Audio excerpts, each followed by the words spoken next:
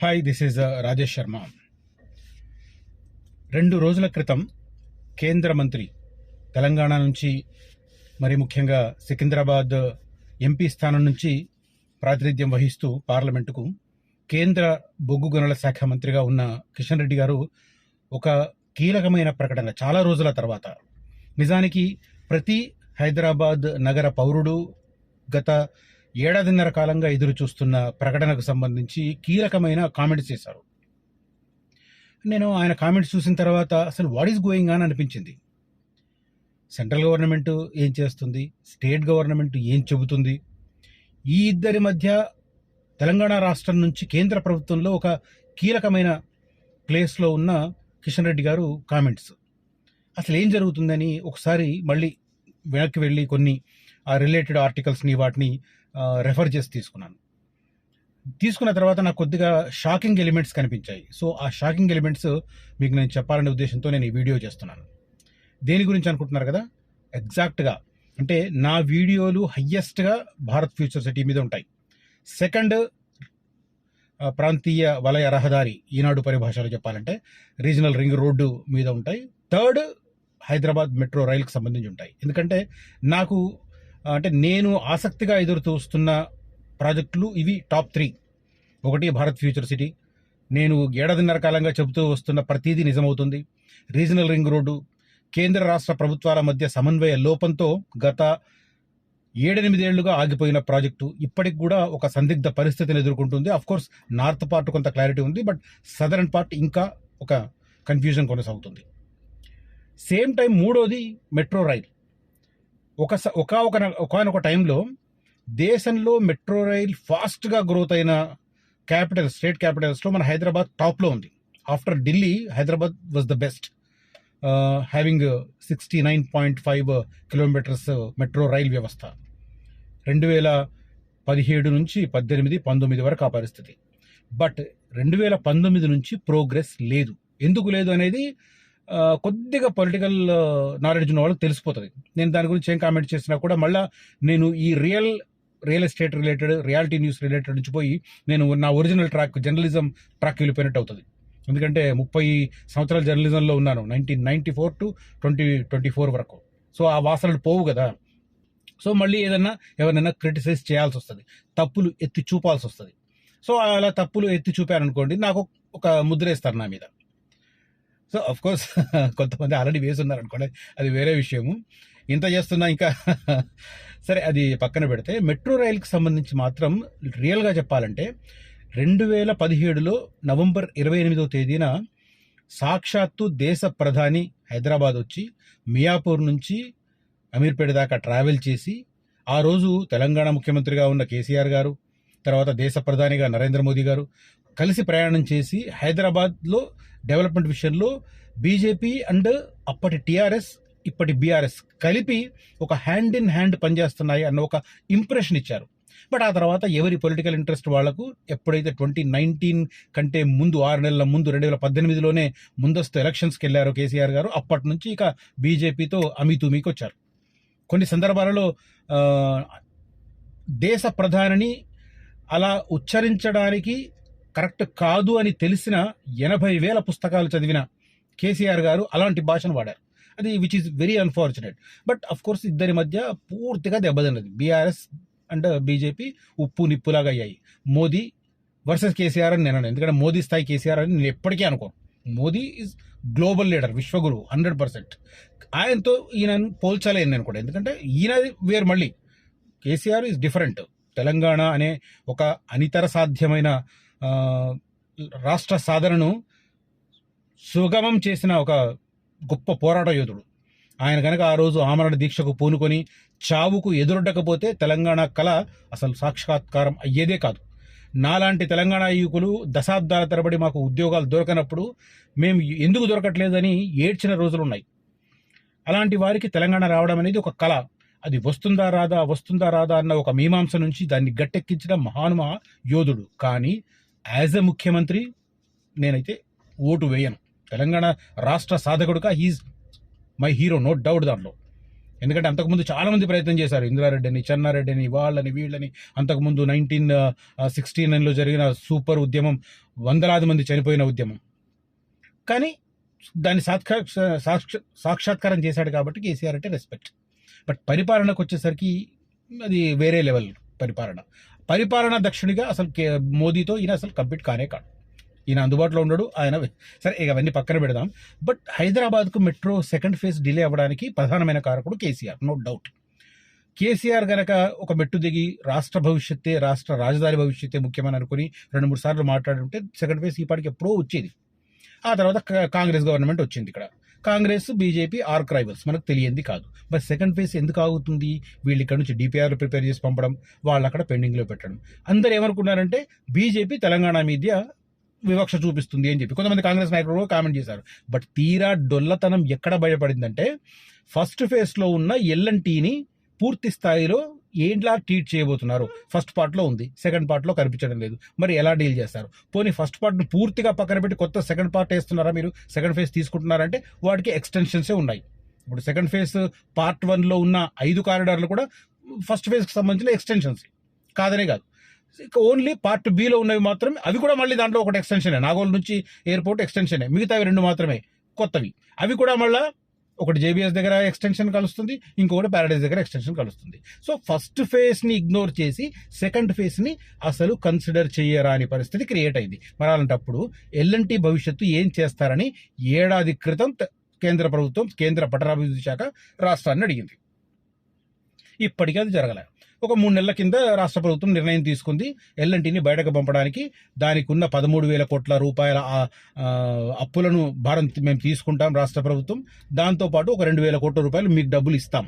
అంటే ఓవరాల్గా 15,000 కోట్ల కాస్ట్తో ఎల్ఎన్టీని బయటకు పంపిస్తామని చెప్పి ఒక 3 నెలల కింద నిర్ణయం తీసుకున్నారు. కానీ ఈ వరల్డ్కి పంపలేదు. ఇప్పుడు లేటెస్ట్గా కిషన్ రెడ్డి గారు అడిగింది అదే ప్రశ్న, ఎల్ఎన్టీని మీరు ఎప్పుడు పంపిస్తున్నారు? పంపిన తర్వాత ఫైనల్ డిపిఆర్ సెంట్రల్ గవర్నమెంట్కి ఎప్పుడు ఇస్తున్నారు? ఇది ఇమ్మీడియట్గా చెప్పే పరిస్థితి లేదు. ఎందుకంటే 2-3 నెలల క్రితం ప్రారంభమైనా కూడా ఎల్ఎన్టీని బయటకు పంపే ప్రాసెస్, అంటే వాళ్లకు కొంత ల్యాండ్ ఇచ్చారు, ఆ ల్యాండ్ను వాళ్ళు కొంతమంది సబ్లీజ్కి ఇచ్చారు. మరి ఆ వాటి విషయం ఏంటి?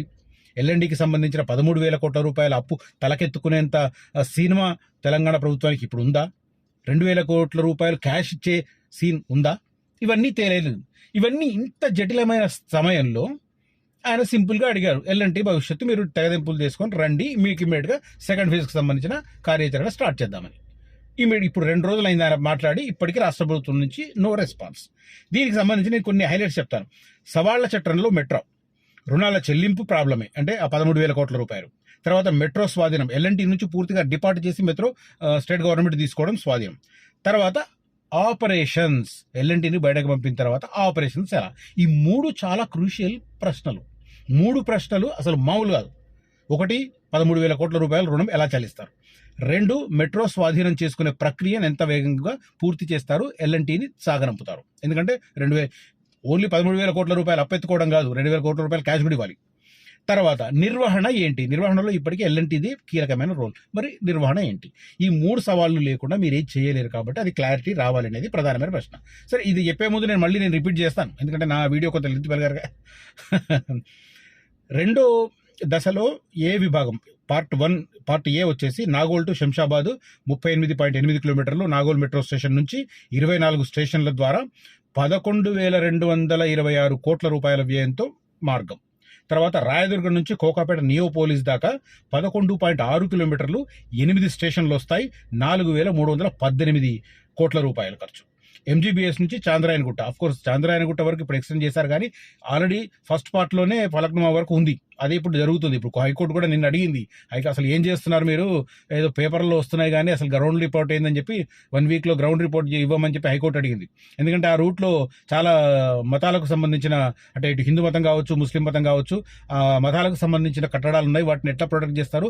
మీరు ఒక రూట్ మ్యాప్ కాదు, అంటే మనం విజువల్గా మీరు ఆ రూట్లో వెళుతుంటే ఎలా ఉంటుందో అలాంటిది ఒక డ్రాఫ్ట్ ప్రిపేర్ చేసి మాకు ఇవ్వమని చెప్పి అడిగింది వర్చువల్గా. అది చాలా హాట్ టాస్క్. ఇప్పుడు చూడాలి గవర్నమెంట్ ఏం చేస్తుందో. తర్వాత ఎంజీబీఎస్ నుంచి చాంద్రాయణగుట్ట 7.5 కిలోమీటర్స్ 6 స్టేషన్లు 2,741 కోట్ల రూపాయల ఖర్చు. మియాపూర్ నుంచి పడాన్ చెరువు 13.4 కిలోమీటర్లు 10 స్టేషన్లు వస్తాయి, 4,107 కోట్ల రూపాయల ఖర్చు. ఎల్బీ నగర్ నుంచి హయత్ నగర్ 7.1 కిలోమీటర్స్ 6 స్టేషన్లు వస్తాయి, 1,877 కోట్ల రూపాయలు. ఓవరాల్గా సెకండ్ ఫేజ్ పార్ట్ 1 కింద 76.4 కిలోమీటర్లు 54 స్టేషన్లు ఏకంగా 24,269 కోట్ల రూపాయలు సెకండ్ ఫేజ్ పార్ట్ 1కి సంబంధించి. ఇక సెకండ్ ఫేజ్లో పార్ట్ 2కు సంబంధించి ఇది హైలైట్. ఆర్జీఐ అంటే రాజీవ్ గాంధీ ఇంటర్నేషనల్ ఎయిర్పోర్ట్ నుంచి ఫ్యూచర్ సిటీకి 39.6 కిలోమీటర్లు. ఇది చాలా హార్డ్ టాస్క్, ఎందుకంటే అక్కడ ఎగ్జిస్టింగ్ రోడ్డు లేదు. వాళ్ళు ఏదైతే ప్రతిపాదించారో దాంట్లో ఔటర్ రింగ్ రోడ్ ఉండొచ్చు కాక, కానీ ఔటర్ రింగ్ రోడ్డున ఎగ్జిట్ నెంబర్ 13 నుంచి బేగర్ కంచా స్కిల్ యూనివర్సిటీ వరకు 19.2 కిలోమీటర్లు అక్కడ ఇప్పుడు కొత్తగా రోడ్డు వేస్తున్నారు. కాబట్టి ఎన్ని వెహికల్స్ వస్తాయని చూపించడం అనేది చాలా చాలా, అట్లాంటి వెహికల్ ప్రొజెక్షన్ లేకపోతే శాంక్షన్ అవ్వడం చాలా కష్టం. మరి అది ఎలా చూపిస్తారో తెలీదు. ఇంటర్నేషనల్ ఎయిర్పోర్ట్ నుంచి ఫ్యూచర్ సిటీ 39.6 కిలోమీటర్లు, జేబీఎస్ మేడ్చల్ అంటే జేబీఎస్ నుంచి మేడ్చల్ దాకా 24.5 కిలోమీటర్లు, జేబీఎస్ నుంచి షామీర్పేట దాకా 22 కిలోమీటర్లు. మొత్తం సెకండ్ ఫేజ్లో పార్ట్ బి కింద 86.1 కిలోమీటర్లు. ఓవరాల్గా వ్యయం 24,269. అది దీంట్లో స్టేట్ గవర్నమెంట్ వాటా, సెంట్రల్ గవర్నమెంట్ వాటా, పబ్లిక్ ప్రైవేట్ భాగస్వామ్యం, ఇంటర్నేషనల్ లోను ఇవన్నీ కలుపుకుంటే చాలా పెద్ద టాస్క్. బట్ దీంట్లో అత్యంత కీలకమైంది ఏంటి అని చెప్తున్నారంటే,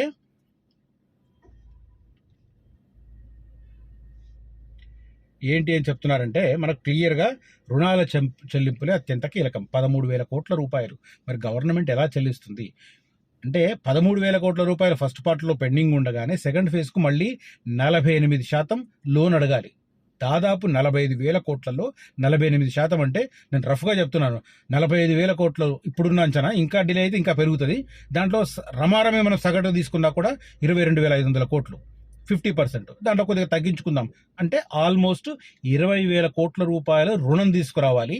ఇప్పుడున్న 13,000 కోట్ల రూపాయల రుణభారం రాష్ట్ర ప్రభుత్వం ఎత్తుకోవాలి. అంటే 33,000 కోట్ల రూపాయల వ్యయం. అంటే మరి సెకండ్ ఫేజ్ మెట్రో ఎప్పుడు సాధ్యం అని మనం ఆలోచిస్తే మన బుర్రలో ఏం తడుతుంది చెప్పండి?